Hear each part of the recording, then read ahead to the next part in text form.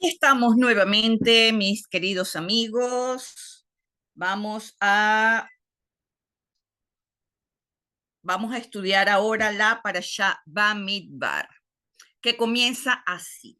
Y le dijo el Eterno a Moisés, en el desierto de Sinai, en el tabernáculo, el día primero del segundo mes del segundo año después de la partida de la tierra de Egipto. Ese es el primer versículo, ¿ok? Eh, Hoy, entonces, abrimos un nuevo libro de la Torá. Bamidbar quiere decir en el desierto, que es un nombre apropiado para este libro, ya que sus capítulos cubren 39 de los 40 años que los hijos de Israel residieron en el desierto camino a Eretz Israel. Ahora es importante también entender que aunque el título de la porción es Bamidbar, en el Sefer Torah se lee Bemidbar. ¿Por qué? Porque esta palabra, en realidad, ella está acompañada de la palabra Sinai, Bamidbar Sinai. Cuando se usa como título, la B cambia por la Ba, ¿ok? Pero en realidad, Bamidbar quiere decir que fue en el desierto, ¿ok? Cuando se dice Bamidbar, solamente dice desierto como describiendo el lugar. En cambio, Bemidbar quiere decir en el desierto de Sinai. Entonces, esto es importante entender. También es importante saber que según la halajá, Bamidbar debe ser leída siempre la semana previa a Shavuot o justo la semana de Shavuot, porque la parashá anterior es Bejucotai, en donde se leen ciertas maldiciones, como ya vimos. Pero eh, según la Laja, debe haber al menos una porción que distancie a Bejucotay de Shavuot, porque en Shavuot no hay mal, el mal desaparece. Así que no puede haber una porción en donde exista ningún tipo de maldiciones, aun cuando ésta sea aparente, aun cuando ésta venga de nuestra percepción. Porque como ya les dije, Shavuot es como un nacimiento. Ahora, los sabios nos explican que también Bamidbar se lee alrededor del día 45 del Homer, porque esta es la gematría del nombre Adam, que es en realidad un estado de refinación espiritual. Y cuando logramos este estado de evolución llamado la conciencia adámica, funcionamos como una unidad. Como siempre les he dicho, nos estamos construyendo como Adán. Estamos en un proyecto llamado Adán, ¿ok? Y el objetivo de el Omer y de Shavuot es convertirnos en eso, convertir una parte de nosotros en Adán. Por eso hemos insistido tanto en la modificación de nuestro carácter a través de la sabiduría de la cuenta del Homer, a través de todo lo que han vivido, que ha sido muy revuelto, tanto en la vida individual como en la vida colectiva. Asimismo, eh, estamos en un momento en donde el universo está en un estado de contracción. Las pulsaciones, el dolor de parto está sucediéndose para que una nueva criatura llegue al mundo en cada uno de ustedes. Ahora es importante que vean la palabra Bemidbar tal como se lee en el Sefer. La Bet y la Mem se las puse en verde. Y ella forma la gematría 42, lo cual nos dice varias cosas. Sabemos que este pueblo transitó 40 años en el desierto, simbolizado por la letra Mem, que también nos habla de la transformación, de la muerte de lo viejo para darle paso a una nueva conciencia. Esa es la letra Mem. Y si ven la letra Mem, ella es como un vientre, pero lo vamos a ver ahora más adelante. Y luego tenemos la Bet, que es la letra de la creación, que simboliza el nacimiento, en donde una criatura se convierte en dos. Una madre da un hijo, da a luz a un hijo y ya deja de ser uno para convertirse en dos. Entonces aquí tenemos claramente cómo la Torá nos está indicando que cada 40 años, ¿verdad? Tenemos un renacimiento naturalmente, pero asimismo también, como se los dije una vez, cuando llegamos a los... ¿Se acuerdan que una vez les dije que esta letra Mem es la número 14, ¿verdad? Del alfabeto hebreo. Y eso quiere decir que también en el año 14 de la vida de un ser humano también empieza un periodo en donde hay una transformación llamado la adolescencia. Pero cuando llegamos a los 40 años de edad, vivimos esa segunda adolescencia, esa segunda crisis. Eso lo vimos en el Homer. Lo cierto es que la necesidad de evolución está intrínseca en nuestras células, por lo tanto, cada 40 años se nos otorga una cuota de vitalidad adicional, es decir, cada 40 años nace la BET, ¿ok? En amarillo tenemos la palabra dabar, que quiere decir palabras, cosa que es curioso porque lo menos que encontramos en el desierto son palabras. Solo silencio encontramos en él.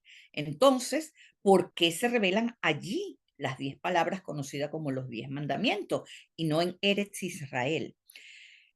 Porque justamente si le agregamos a la palabra dabar, el colel, que simboliza la chispa divina, entonces se va a formar la palabra or, que en hebreo quiere decir luz.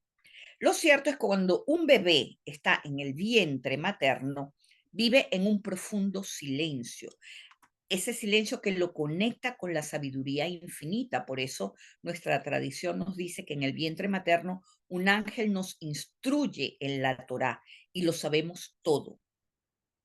Por eso es que a veces uno dice, oye, yo escuché esto y ya yo lo sabía. O uno escucha las palabras del aprendizaje de la Torá y resuenan con uno, no sabe que están diciéndonos la verdad, aunque nunca antes lo leíste.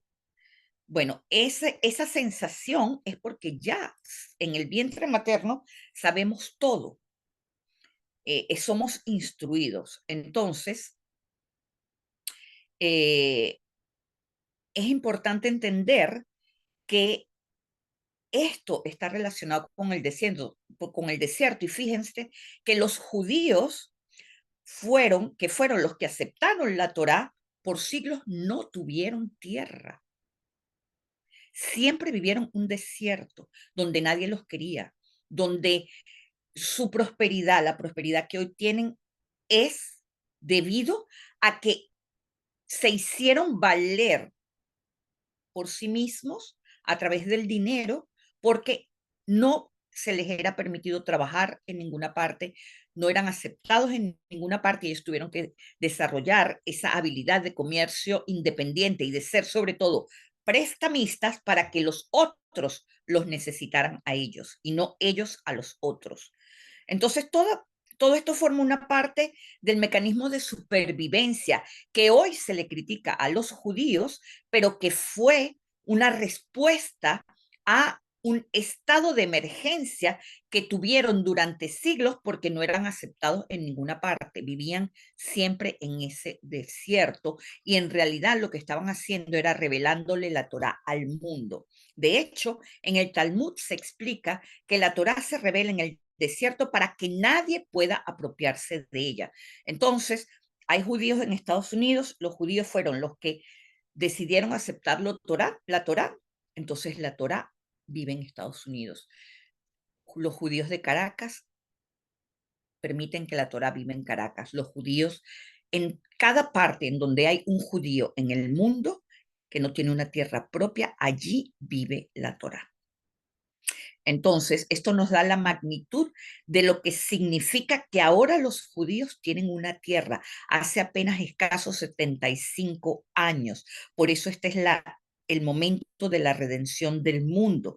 Es una tierra en donde por fin la Torá puede ser encontrada, en donde la Torá adquiere nacionalidad, identidad y sigue siendo universal. ¿Por qué? Porque es en Jerusalén en donde ella vive. Es su nacionalidad, es Jerusalén, que es la zona de todos. Como bien saben, es la zona en donde viven todos y todos son aceptados. Así que es muy interesante cómo esta travesía se ha vivido a lo largo de los siglos. Y lo segundo importante es que nos habla, esta Bet Mem nos habla del nombre divino de 42, conocido como el Anabejoa, que es una potente fuerza briática. Es decir, es creación, es inteligencia, es estructura, es orden, es movimiento, es evolución, etc. Solo la Binah puede traducir lo que la Jojma desea otorgarnos en términos de beneficencia, porque la Jojma se pone encima, la arropa, la cubre como si fuera un vestido. La Jojma cubre a la Binah y es la Binah la que cubre a Seirampín y Seirampín a Malhut. No voy a entrar en detalles sobre el Anabejoa porque ya dimos una clase especial de eso. Lo que quiero que se entienda es por qué la Torá nos hace énfasis en este número. Antes de la creación, todo era una sola cosa llamada la nada. Es llamada así a causa de nuestro desconocimiento de lo que es. No lo podemos definir, por eso se llama la nada. Eso, que era la nada, estaba lleno, era un todo. Y decide crear un espacio exactamente igual al espacio que una mujer tiene para fecundar al embrión. El espacio va creciendo con el tiempo, por lo que hay dentro del vientre va tomando forma y creciendo al mismo tiempo. Eso forma la matriz. En otras palabras, mis amigos, es el mismo proceso que nosotros vivimos.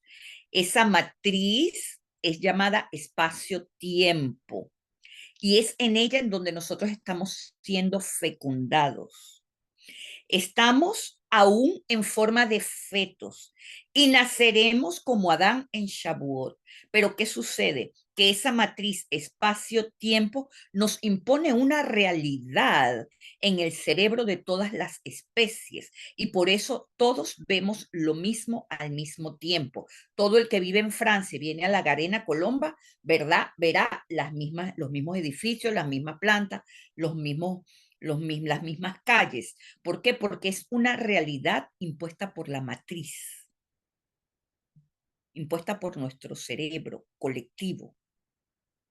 Y cuando nacemos, venimos a una encarnación, ya esa matriz configura esa realidad, mis amigos.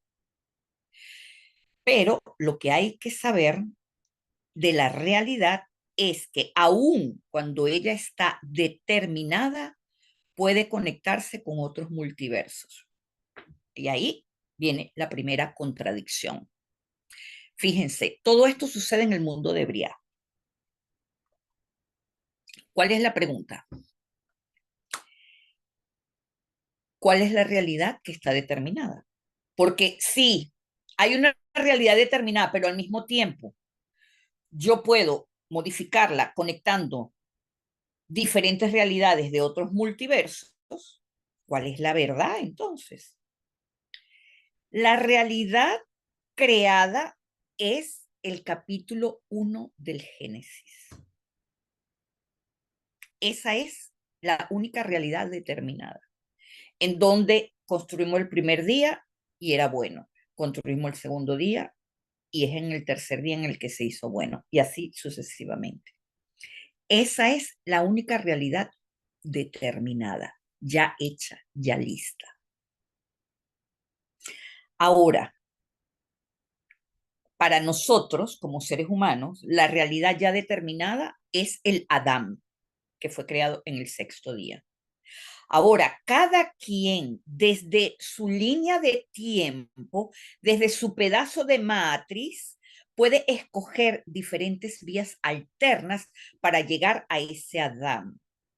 Sin embargo, tenemos que saber que si no somos capaces de escoger una nueva línea de tiempo, ya hay una creada para nosotros. Ya hay previamente establecida un camino, nos guste o no nos guste. Si no me gusta, puedo escoger el camino. Pero si no soy capaz de escoger, la vida lo ha escogido para mí. Y es eso lo que se llama la corrección. ¿Ok? Entonces, eso se determina en encarnaciones pasadas, que simplemente transitamos como parte de los efectos de causas anteriores, como parte de la misión colectiva de la humanidad en el sitio en donde vivimos. Fíjense que el mismo Génesis nos enseña que cada parte de lo creado forma parte de esa misión, de la misión adámica, porque llega un momento en el que el Génesis nos dice que todo queda bajo nuestro dominio y todo dependerá del hombre. Ahora, hay un punto importante. Para poder escribir un posible universo, una línea nueva del tiempo, tengo que auxiliarme en la conciencia. Tengo que auxiliarme en la Jojma, que es la conciencia universal. ¿Por qué? Porque solo la Jojma se eleva por encima de la Binah, por encima de la matriz. La conciencia es la que dirige los programas que se desarrollan en la matriz. Por lo tanto, tengo que tener claro que si yo escribo en un papel una línea de tiempo que yo deseo transitar, eso no es suficiente para materializarla. Yo necesito vibrar más alto.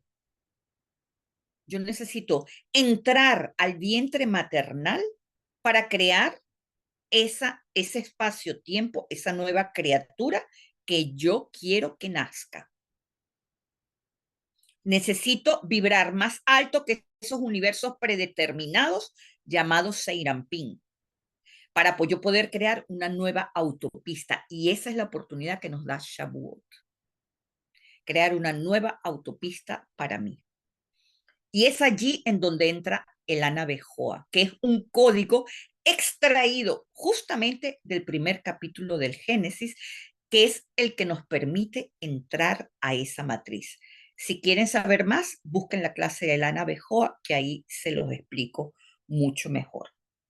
Pero vamos a ver qué nos dice Números 1:1. Dice, el primer día del segundo mes, en el segundo año después del éxodo de la tierra de Egipto, Hashem habló a Moisés en el desierto del Sinai, en la tienda de reunión, diciendo. Y ahora vamos a compararlo con lo que dice Vayikra en Levíticos también 1:1. Fíjense, Números 1:1, Levíticos 1:1. Dice, Hashem llamó a Moisés y le habló desde la tienda de la reunión diciendo, ¿qué pasa aquí? Que están exactamente las mismas palabras. La Torá nos dice exactamente las mismas cosas. Inclusive puede traducirse de la misma manera, pero vemos bien que hay una diferencia. En Vayikra nos dice, Dios le habló a Moisés desde la tienda de reunión. Y en Bamidbar nos dice, Dios le habló a Moshe en la tienda de reunión. Esto es algo sumamente importante y semánticamente no quiere decir la misma cosa. ¿Qué quiere decir esto? Que en algún punto hubo un cambio.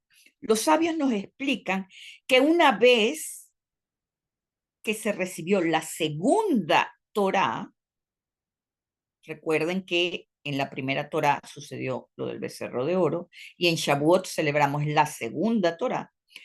Es a partir de la segunda Torá en donde Dios comenzó a residir en el corazón de la gente, cosa que no pasaba antes.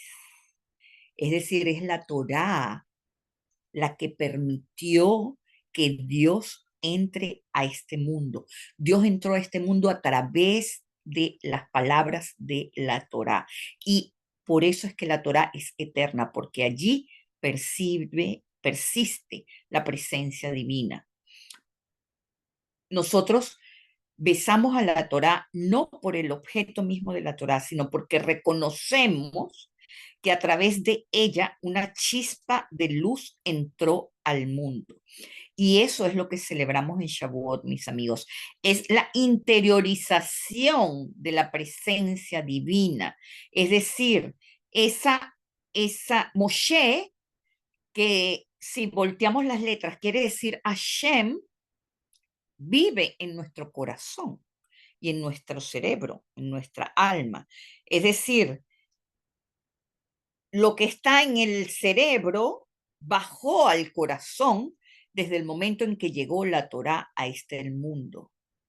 Eso es lo que nos quiere decir la, eh, esta porción, esta comparación entre Bamidbar, eh, Bemoel Moed, Bemoel y Memoel Moed.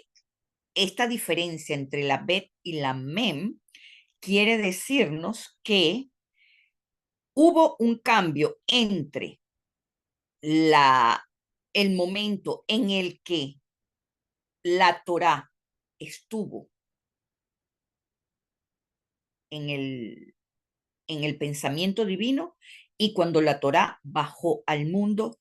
Y fíjense que la letra que nos da es primero la Mem, que es en donde el bebé es fecundado, ¿verdad? Un vientre materno. Vean la Mem.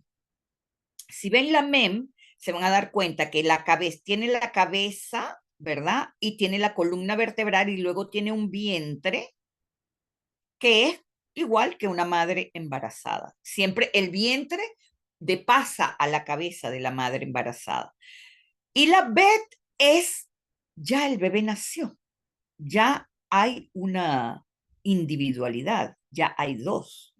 Entonces, es cuando el bebé nace que lo que está en el vientre materno pasa a encarnarse.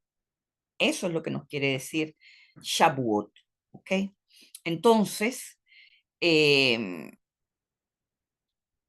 nosotros celebramos en Shavuot la interiorización de la presencia divina. Es la toma de conciencia que ella vive en nuestro interior y que nosotros a su vez vivimos en el interior de ella, al igual que una madre embarazada. El embrión, mis amigos, se forma con la sangre de la madre. El embrión en principio no tiene sangre propia. Es la sangre de la madre la que participa en la formación del feto. Y en esa sangre se llama nefesh. Y es la que aporta la vitalidad a esa criatura. El feto por sí mismo no respira. El feto por sí mismo no tiene vida. Es la madre la que se la da. Y hasta que el bebé respira por sí mismo, que es cuando entra su ruaj, el bebé vive de la madre. Y por eso se comparte una, un nexo único e indiscutible entre la madre y su bebé. Ese nexo automáticamente le da empatía. ¿Por qué? Porque es la madre misma la que está formándose en el feto. Y por eso una madre es capaz de sacrificar todo por su bebé, porque su bebé es ella misma. ¿Entienden? Ahora se darán cuenta que en esta porción se repiten muchas palabras, se repiten los números. En cuanto al significado de los números, no se los puedo decir porque hasta el momento no he encontrado ninguna referencia. Y en verdad habría que tomar un rollo de Sefer Torah y contar desde la primera letra para saber con qué palabra o qué letra coincide con el número que nos pone en ella. Por ejemplo, en la Torah hay 304.805 letras. Así que no sé si alguien se ha tomado el trabajo de saber cuál es la letra 59.300, por ejemplo, que es una de las cifras que aparece ahí en la Torá. No sé si alguien lo haya hecho, pero seguramente si alguien lo hace, allí encontrará un secreto. Yo no tengo la oportunidad de hacerlo porque no tengo el acceso a tener un rollo de Torá disponible para mí misma. Es algo que podría hacer solamente un sofer, perdón. Ahora, dicen los sabios que cada persona descendiente de Adán tiene una letra de la Torá para indicarnos que cada uno es imprescindible. Esto sucede igual que en el Sefer Torah. Si una letra se daña, el Sefer Estamé es inválido. Así que la función que cada uno tiene en este mundo es única. Nadie la puede imitar o plagiar. Y esto es tan importante. Se me olvidó ponérselos, pero hay eh,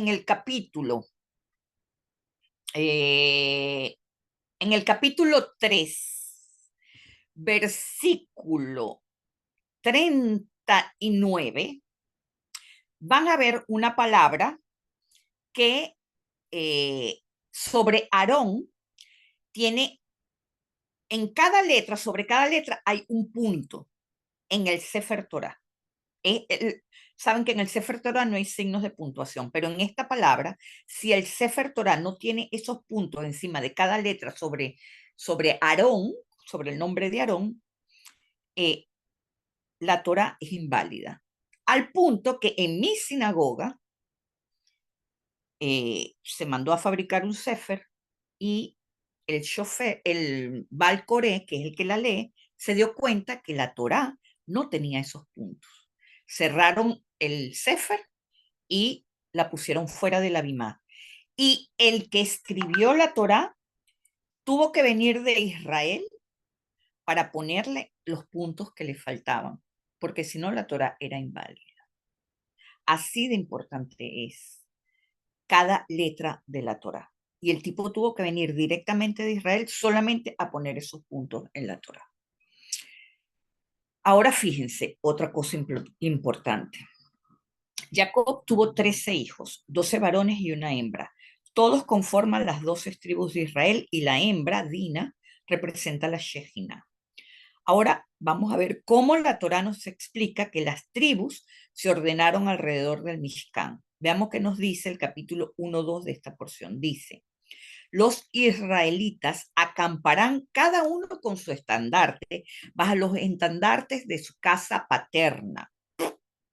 Acamparán a lo lejos alrededor de la tienda del encuentro. Si nos ponemos a sumar las letras de los nombres de los patriarcas, encontraremos 13 letras. Es por eso que el Midrash dice lo siguiente: la posición de las tribus y sus estandartes significaban lo siguiente. Vamos a ver los 3 nombres de los patriarcas. Tenemos a Abraham, tenemos a Isaac y tenemos a Jacob. Y se los puse con colores.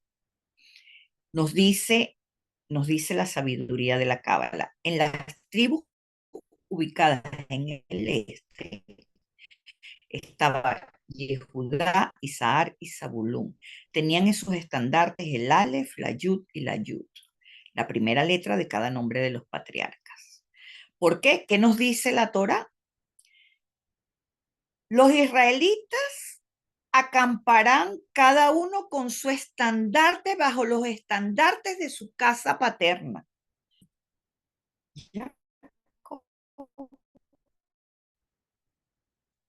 Isaac y Abraham.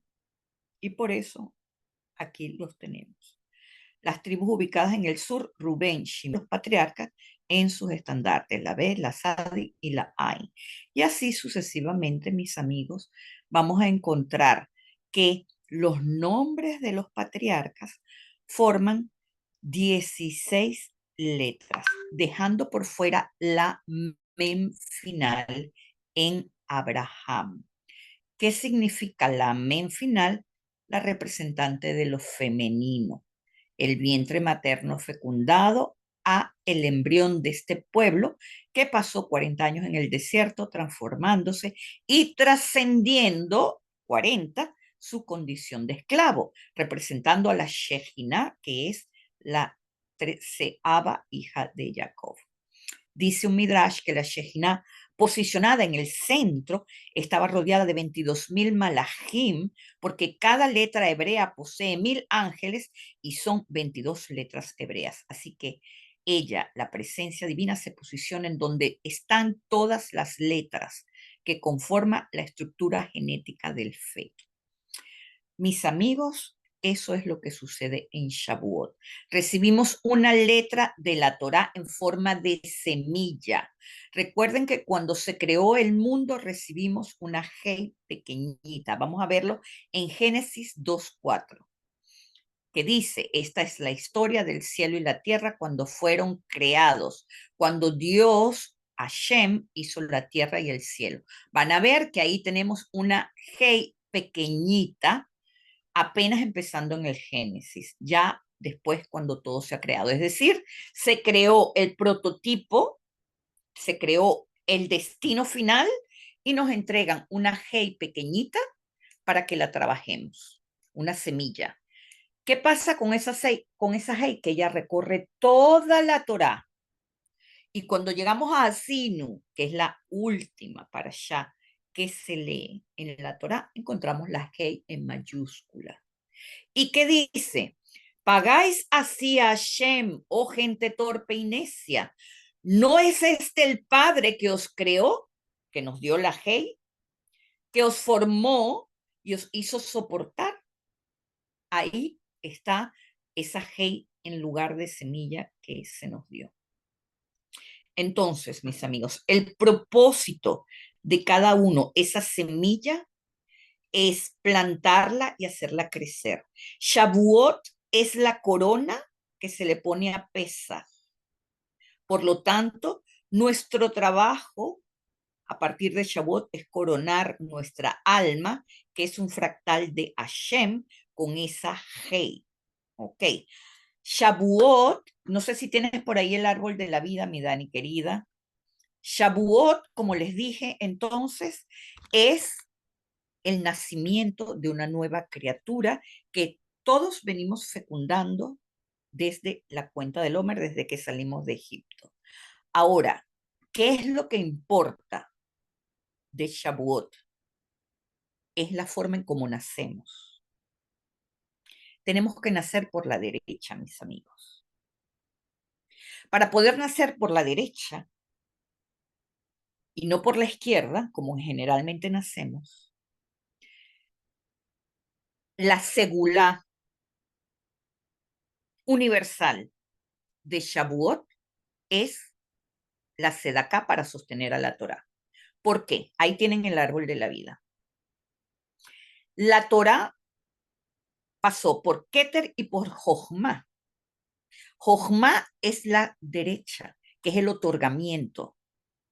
Y esa Jochma se hace intelecto, se hace inteligencia en la Torá, que se encuentra en la Biná. Pero ¿qué hay en la Biná? ¿Qué hay en el vientre materno? En el vientre materno tenemos el sustento, el pan para saciarnos, la man, el maná, no tenemos que hacer nada para recogerlo, nos cae en la puerta de la tienda, el bebé a través del cordón umbilical ni siquiera mueve un dedo para trabajar por ese pan, simplemente se nutre, porque sí. Tenemos la lluvia, que es ese líquido amniótico, que es esa agua en donde se fecundan nuestras emociones, pero en donde también somos nutridos de sabiduría, somos nutridos con la sabiduría de la Torah. Y tenemos también todo lo que es la formación del feto, la perfección de ese mecanismo llamado cuerpo, que es una máquina de regenerarse a sí mismo. Por lo tanto, mis amigos, en la Biná está la Torá, el alma, que es la que compartimos con la madre, y está el sustento. La mejor manera de nacer por la derecha es El mismo día de Shavuot o el viernes, el lunes en la noche, que ya entra el último día del Omer, ¿verdad?